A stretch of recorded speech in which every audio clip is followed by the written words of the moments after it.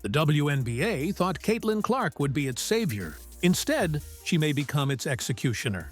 With record-breaking viewership, sold-out arenas, and a fan base larger than the league itself, Clark holds the keys to women's basketball. But her story isn't just about sports. It's about power, politics, and survival. Caitlin Clark's rise is the stuff of sports legend. From Iowa's hardwood courts to national television dominance, she wasn't simply playing basketball, she was rewriting history. Her senior season at Iowa shattered expectations. The 2023 NCAA Women's Final between Clark's Hawkeyes and LSU drew 18.9 million viewers. That wasn't just a record for women's basketball, it became ESPN's most-watched basketball game ever. Men or women, Clark's deep threes from the logo, her fierce competitiveness, her charisma, she became appointment viewing. Fans weren't watching women's basketball. They were watching Caitlin Clark. By the time she declared for the 2024 WNBA draft, Clark was already a household name. Brands lined up, endorsements flooded in, and On3 Sports valued her NIL worth at $3.1 million.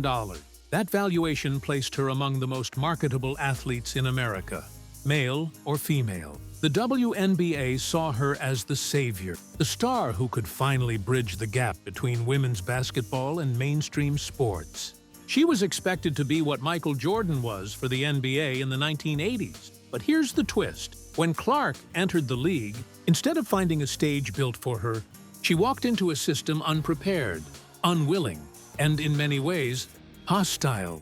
The thesis became painfully clear. Clark was meant to save the WNBA, but her arrival revealed the league's deepest cracks. And the question emerged, could the WNBA survive Caitlin Clark, or would she expose it to the point of collapse? The first problem Clark encountered wasn't a defender or a bad shooting night. It was the paycheck.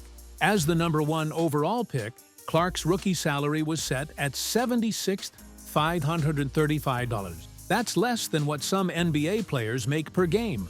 By contrast, the average NBA rookie earns over $1.1 million per year. This wasn't about Clark personally, it was about the league's economics. The WNBA's financial system, constrained by outdated collective bargaining agreements, was wildly out of step with the global sports market. Fans expected Clark to come in and be treated like a superstar. Instead, she was thrown into a league still treating its rookies like side notes. Worse, the WNBA has long leaned on politics and cultural battles instead of pure sports entertainment. While the league embraced activism and messaging, many fans felt that actual basketball was taking a back seat. The disconnect grew. The WNBA wanted to be seen as a movement, while fans simply wanted to see a game. And then Clark arrived. Merchandise sales skyrocketed. ESPN's ratings jumped. Ticket sales hit record highs. Suddenly, the league couldn't deny what it had always known but rarely admitted. The WNBA is a star-driven business. Yet, instead of fully embracing this momentum, cracks appeared. The economics hadn't been fixed. The salaries hadn't been modernized.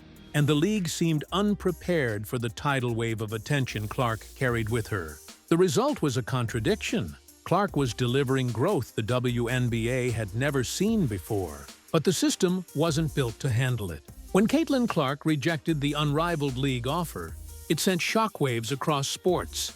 The league, founded by Brianna Stewart and Nafisa Collier, promised something the WNBA couldn't: Messi-style money. Reports suggested Clark was offered over $1 million for just 8 to 10 weeks of play, plus equity in the new league. This wasn't a minor bump in pay. It was a revolution. To put it in perspective, NBA G League Ignite players, essentially teenagers, make over $500K. Elite women's players in Europe or China routinely earn $1.5 million per season. The WNBA, by comparison, could only hand Clark that $76K rookie salary. So when Clark said no to Unrivaled, it stunned many. But her rejection wasn't weakness, it was strategy. By staying in the WNBA, Clark gained leverage. Every sellout, every ratings spike, Every piece of merch tied her value tighter to the league's survival. She wasn't just a player anymore. She was a power broker. The WNBA needed her more than she needed them, and the message was clear. She could leave at any moment. The league didn't own Caitlin Clark. If they didn't reform, Unrivaled or overseas teams would be waiting with open arms and open checkbooks.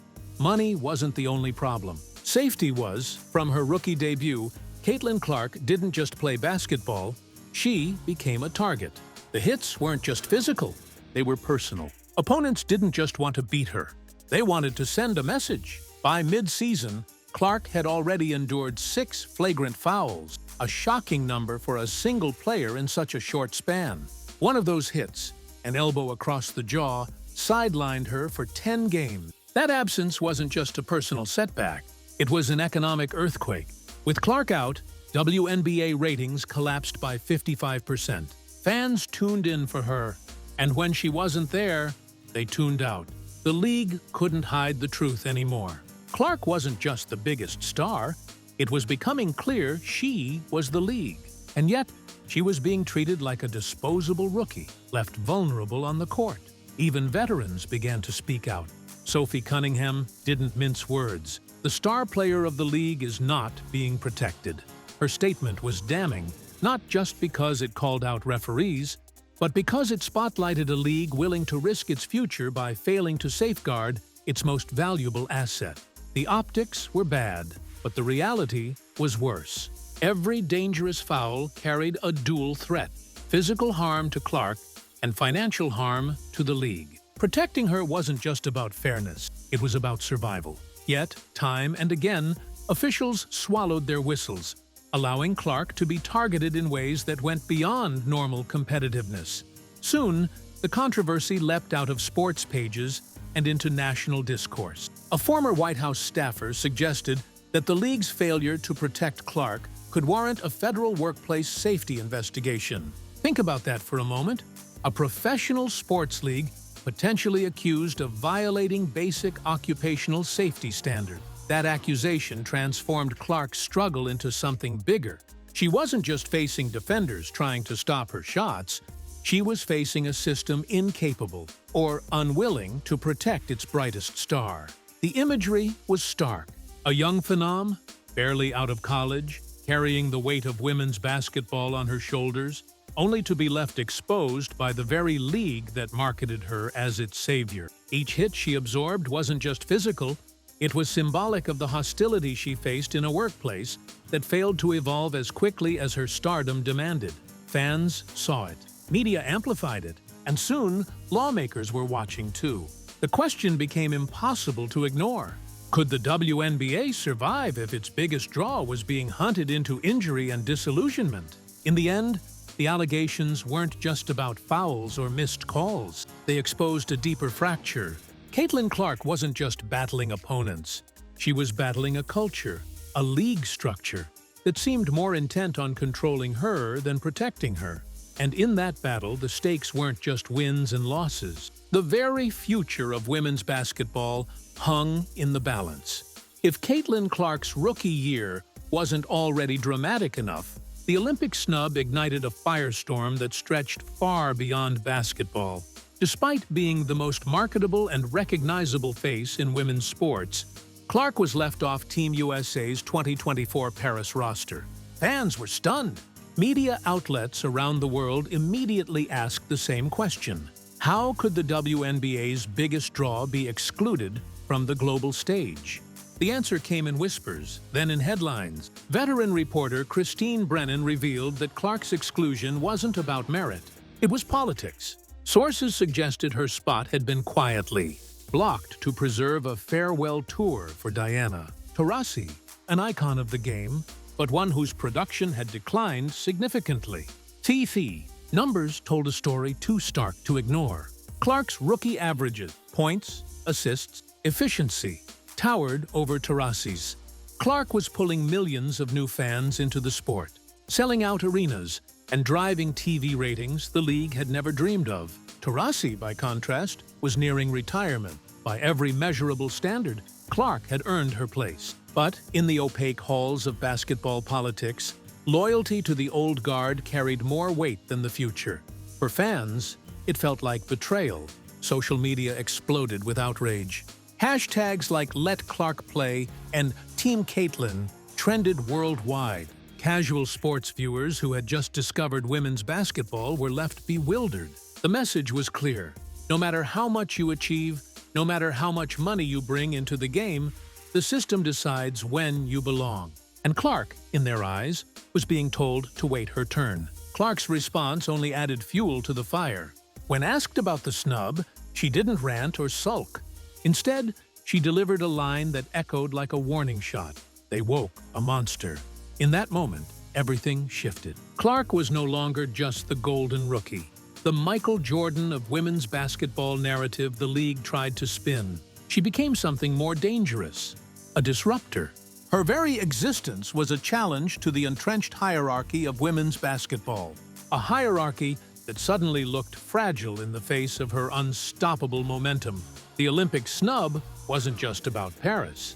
It was about power. It revealed the tension between the WNBA's desperate need for Clark's star power and its simultaneous fear of what she represented. Change, a new era, a new fan base, a break from tradition. And for millions of fans watching from the sidelines, the irony was impossible to miss.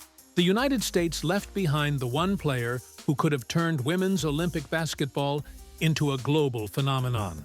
Instead of celebrating a once-in-a-generation talent, the establishment chose to protect its fading royalty. But Clark didn't just take the slight, she weaponized it.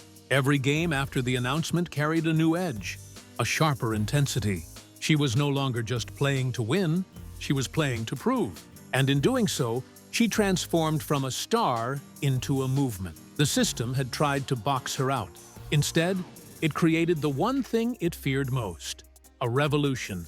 For all the politics, controversies, and headlines swirling around Caitlin Clark, one truth remains unshakable. The numbers don't lie.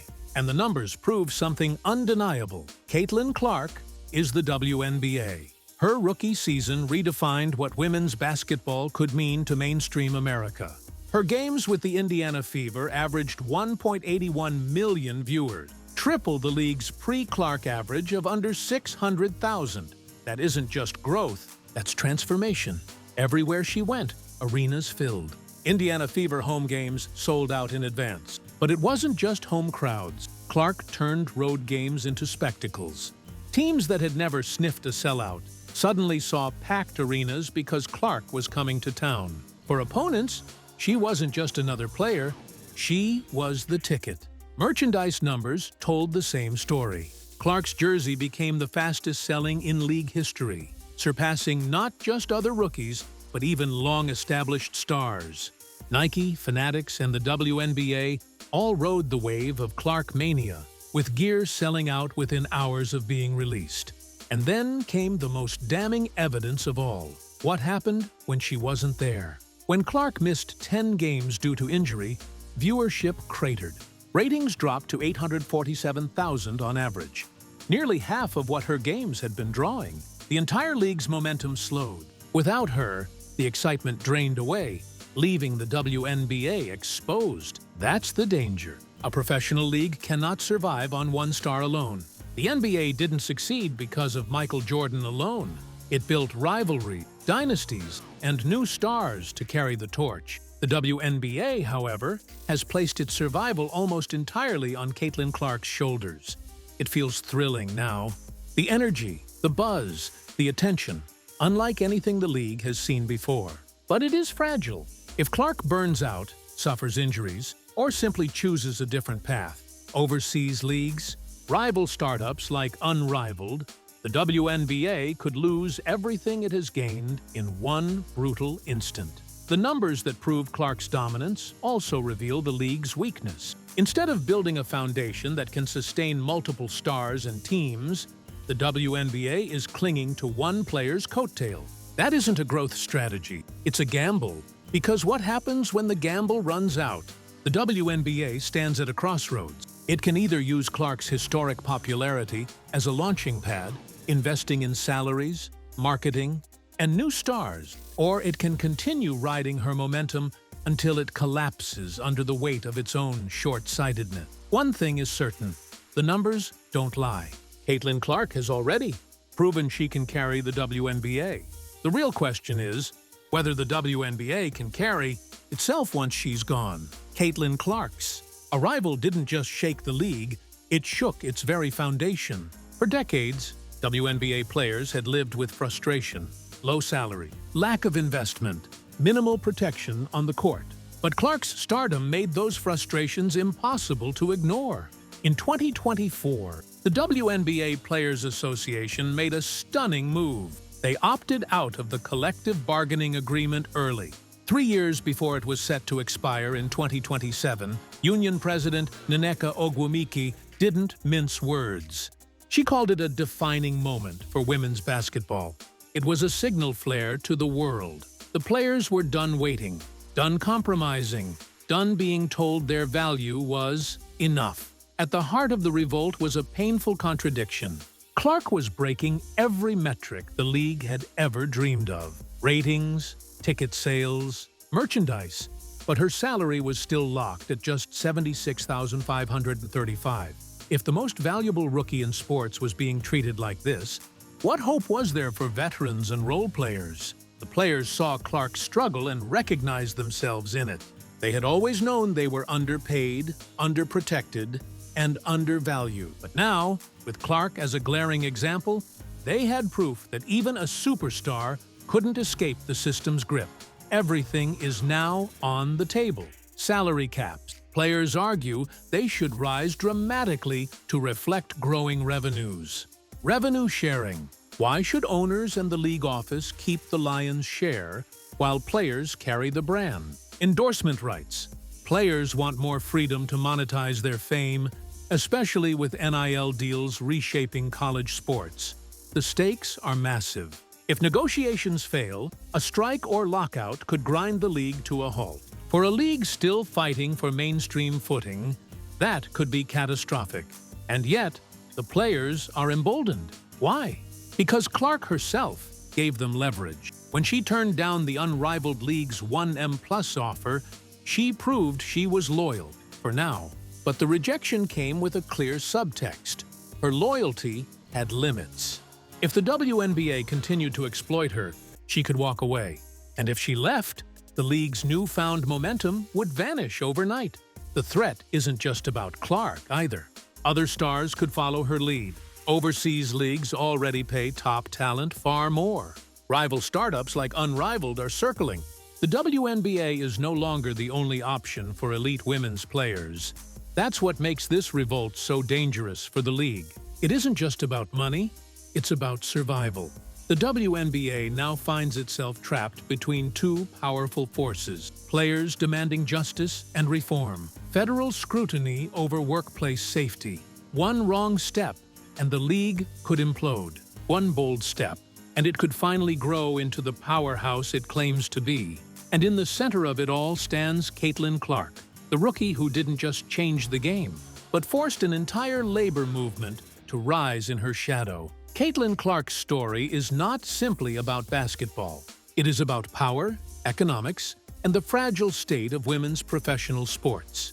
When she entered the WNBA, she wasn't just a rookie, she was a phenomenon. The league expected her to be the savior, the face that would carry women's basketball into a new golden era. But instead of becoming only a savior, Clark became something far more complicated, the league's greatest gift and its greatest threat. On the one hand, her arrival has brought an explosion of attention that the WNBA has dreamed about for decades. Her games average over 1.8 million viewers, shattering previous records. Her jersey sales became the fastest-selling in league history. Road arenas sell out just to see her play. Corporate sponsors who had never before invested in the WNBA suddenly lined up to be associated with her name. By any measure, Clark has elevated the league's relevance to levels once thought impossible. Yet, on the other hand, her presence has exposed cracks that can no longer be ignored. Salaries remain embarrassingly low compared to global standards. The collective bargaining agreement is outdated. Star players are physically targeted on the court with minimal protection. Old guard politics keep rising talent suppressed. And perhaps most dangerously, the league has become almost entirely dependent on one player for survival. This is not a sustainable business model. No professional sports league can survive if its lifeline is tied to a single individual. What happens if Clark decides she's had enough? What if Unrivaled, or a team in China or Turkey, offers her millions more and better treatment?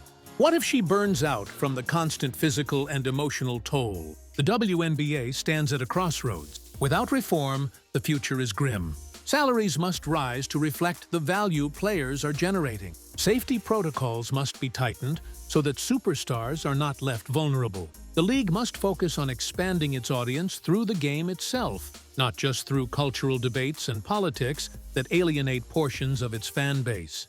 If these issues are ignored, the WNBA risks losing not just Caitlin Clark, but an entire generation of talent. And yet, there is hope.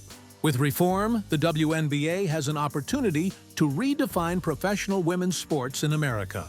Imagine a system where revenue is shared more equitably, where stars like Clark are rewarded not only for their talent, but for the millions in revenue they bring in. Imagine a league that protects its players, markets them aggressively, and builds rivalries that capture the imagination of fans the way Clark vs. LSU once did. Imagine women's basketball standing not in the shadow of men's leagues, but as its own thriving, profitable entity. The question is no longer whether Caitlin Clark can carry the WNBA. She already has. The question now is whether the WNBA can carry Caitlin Clark, or if it will collapse under the weight of its own stubbornness. Will the league embrace Clark and evolve, or will it resist her and crumble? One truth is undeniable. Caitlin Clark has changed the conversation forever. She didn't just step onto the court, she stepped into history. She became the measuring stick for an entire league, a once-in-a-generation player whose shadow will stretch far beyond her own career. And as the dust settles, one fact echoes louder than all the rest. The WNBA didn't just underestimate Caitlin Clark. They may have awakened the one force capable of rewriting the future of women's basketball forever. Like, comment, share, and subscribe for more powerful stories. Join the conversation, support women's sports, and stay inspired.